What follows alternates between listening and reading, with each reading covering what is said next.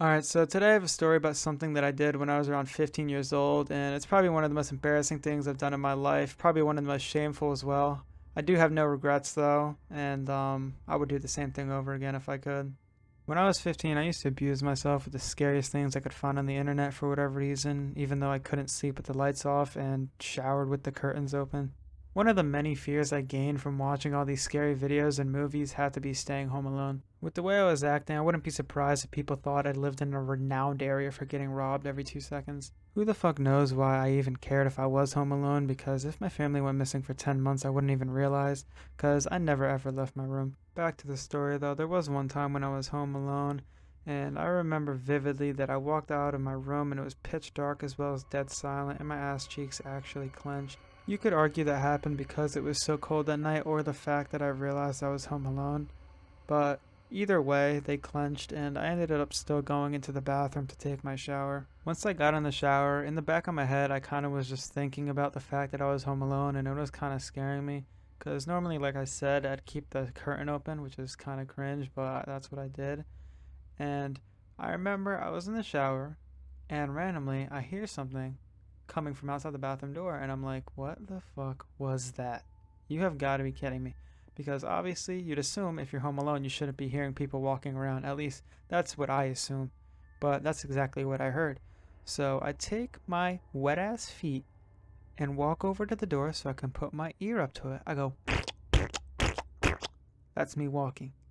I go up to the door, I put my ear up to it, and what do you think I hear? Footsteps. I hear footsteps, loud as day, on my old ass wooden floors. There was no mistaking it. So much so that I walk over to my toilet. No, tiptoe over to my toilet so I don't make any noise. Put my feet up on the toilet, like he doesn't already know I'm fucking in here since the shower's on. And I text my dad and my sister. You can already assume the type of answers I got from them. I asked, are either of you home? And I got a no and a fucking no. So I was like, okay, and okay, I'm fucking dead. I mean, it's simple mathematics. It's simple. So after I got that text message, obviously my asshole tightened right the fuck up. I mean, bro, there is someone in my house. I was certain of it. And I was not planning to leave this bathroom. I did have a window though in the bathroom, but it was cold as shit and it was nighttime and I had no clothes. So you really think I'm about to run around butt ass naked outside? No, no. Should I just go to sleep on the bathroom floor naked and cold because I'm too afraid to leave over footsteps I heard that is most likely probably nothing? Yeah, because that's exactly what I fucking did. And let me remind you, I don't got one of them comfy ass, warm ass bathrooms. Mine is freezing. And I mentioned before that it was cold. It was cold in my house. I got no central heating. I don't got none of that. It was freezing. I would rather risk my health and sleep on the ground in the bathroom than face this imaginary fucking ghost motherfucker that's outside this bathroom. Has anyone really ever been as scared as me to do such a thing? I don't think this has ever been recorded in history, ever. People be talking about their ghost stories and shit, talking about they saw something and they ran away, screamed. Motherfucker, that don't compare to sleeping on the bathroom ground for 2 hours butt ass naked cold. You can't compare to me. We're on a different level. I have brought to light a whole new different definition of fucking insanity. No one has ever gone to such lengths for something paranormal like me. No one. If you have, please tell me. Please tell me. I would love to hear. And how I know that was some paranormal ass shit was because I woke up to the sound of my dad, my sister, and my brother getting home. And you would think I would be, energetic, happy, excited, whatever other fucking words there are.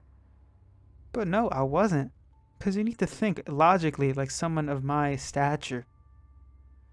Just because they got home doesn't mean that there's still not someone in the house about to kill all of us. You know what I'm trying to say?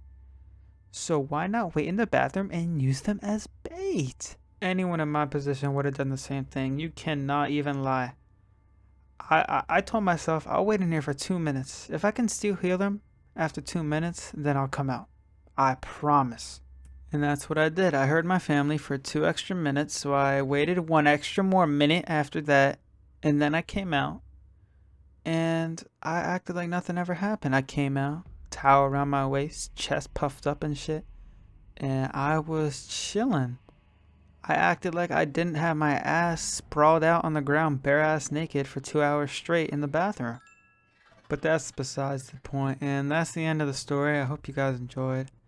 I appreciate you guys a lot for listening, and I got more of these to come, but because I'm not telling fake stories, I don't really want to pump out real stories once or, you know, once a day, because then I'll just run out in like a week. I don't. My life is not that interesting.